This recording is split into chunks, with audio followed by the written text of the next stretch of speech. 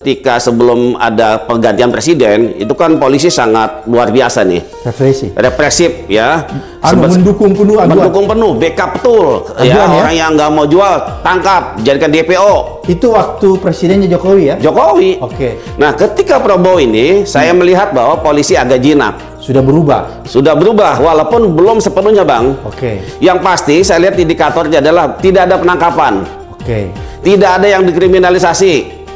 Cari Chandra tidak ditahan, walaupun status tersangka. Kasus saya Didu nggak lanjut. Oke. Saya melihat bahwa polisi pun sudah mulai melihat bahwa ini nggak benar. Oke, berarti bahkan ada beberapa pengakuan dari beberapa teman anggota, mereka juga tertekan. Anggota polisi. Bahkan dia bilang nunggu mukjizat aja ini, nunggu mukjizat. Jadi polisi sebenarnya juga nggak mau dibawa bayang-bayang oligarki PIK 2. Tapi karena ini sudah tersentral, sehingga mau tidak mau dia akan lakukan, misalnya nangkap orang, dicari-cari kesalahannya soal pemalsuan surat dan segala macam. Ada orang yang usia 70 tahun dijemput paksa, ya kan, dijadikan buron, disebarkan foto-foto buron di mana-mana. Ini kan sudah keterlaluan. Pelanggaran HAM. Pelanggaran HAM buat saya. Oke, berarti di zaman Jokowi, ketika PSN PIK 2 ini melaksanakan proyeknya, banyak orang ditangkap ya, polisi digunakan untuk menangkap warga ya? Banyak sekali, Bang. Bahkan sebelum jadi PSN dulu, itu banyak yang teman-teman saya, aktivis, ormas, misalnya masyarakat yang harus bolak-balik Polda. Kan saya sudah sampaikan di beberapa kesempatan. Oke. Dan melibatkan ormas, melibatkan preman-preman, sawah-sawah main dipatok-patok, ditancapkan pelang-pelang. Bahwa ini tanahnya milik PT Kukuh lah, apa segala macam. Ketika masyarakat cabut itu pelangnya, dikasuskan di polisian. Ini kan zolim buat saya. Oke, menurut Mas Gubron, apa sih yang menyebabkan sampai polisi ini takut sama aguan? Betul-betul membackup, kan tadi Anda bilang waktu zaman Jokowi itu kan polisinya betul-betul membackup penuh aguan ya? Iya. Sampai aguan itu aja pakai forerunner apa dan lain-lain sebagainya, kemana-mana. Itu kan tidak wajar ya? Kira-kira apa yang menyebabkan sampai polisi itu takut sama aguan? Membackup penuh waktu zaman Jokowi?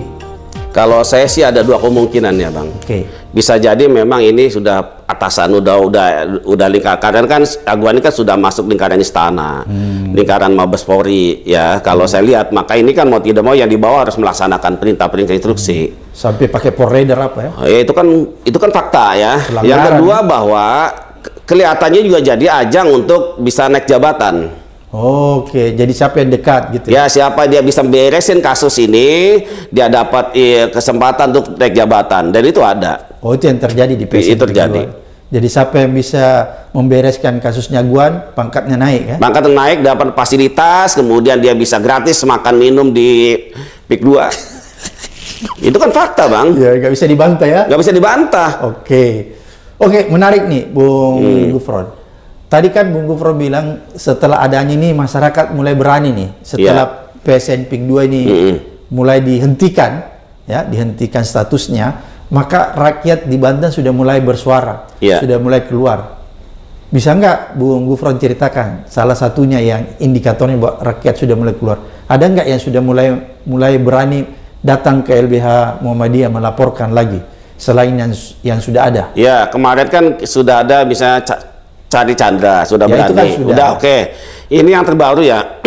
Pada saat saya ke Jogja, ya. Waktu jumpa pers kemarin. Iya, waktu jumpa pers itu di saat yang sama tim kita menemui seseorang. Dia telah resmi menunjuk kami sebagai kuasa hukum. LBH Muhammadiyah. Ya, namanya kalau tidak salah Haji Fuad.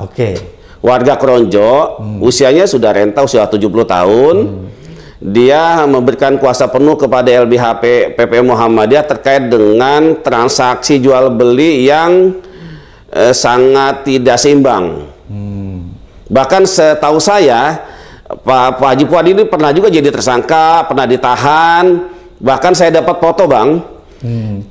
Karena mungkin terlalu banyak tekanan ya untuk supaya Pak Haji Fuad melepaskan tanahnya yang sekian hektar itu.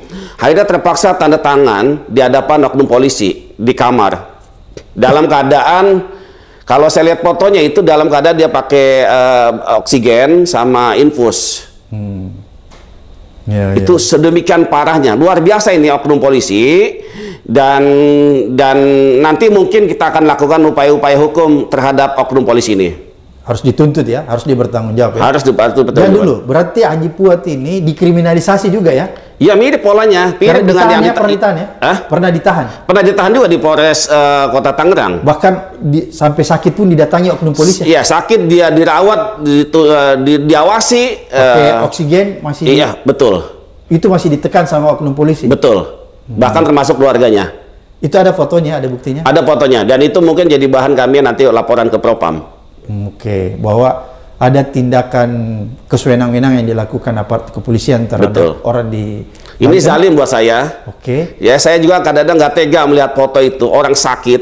Oke. Ya, disodorkan surat, tulisan tangan. Nanti kita tampilkan Ya, foto nanti diminta untuk tanda tangan. Saya ada buktinya di saya.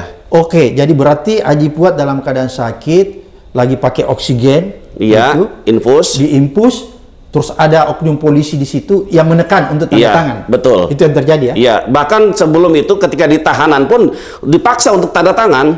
Tapi Pak Haji Fuad tetap bergeming tidak mau jual. Cuma karena melihat keluarganya juga ditekan semuanya, akhirnya pasrah dan dibawa ke PIK 2 untuk tanda tangan. Tapi suratnya tidak ada suratnya. Tanda terima suratnya, perjanjian juga tidak ada di mana bentuk suratnya. Berarti luar biasa ya kezaliman ini ya, karena luar biasa, jadi sangat tidak masuk di akal.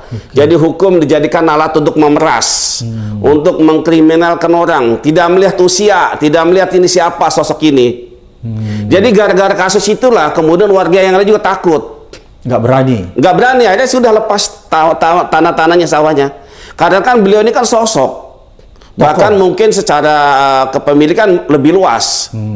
Jadi orang-orang yang punya tanah 1 hektar, 2 hektar, nggak berani, sudah lepas. Karena dia Haji Fuad aja sudah diteror. Apalagi ya, Haji Fuad aja sudah diteror, sudah tersangka, dipenjara, ditahan, dijadikan DPO. Ya. Dengan kasus pemalsuan surat. Ini kan modus-modus lama yang selalu mereka pakai. Jadi itu cara untuk meneror rakyat-rakyat lain ya? Betul, itu sangat efektif di bawah.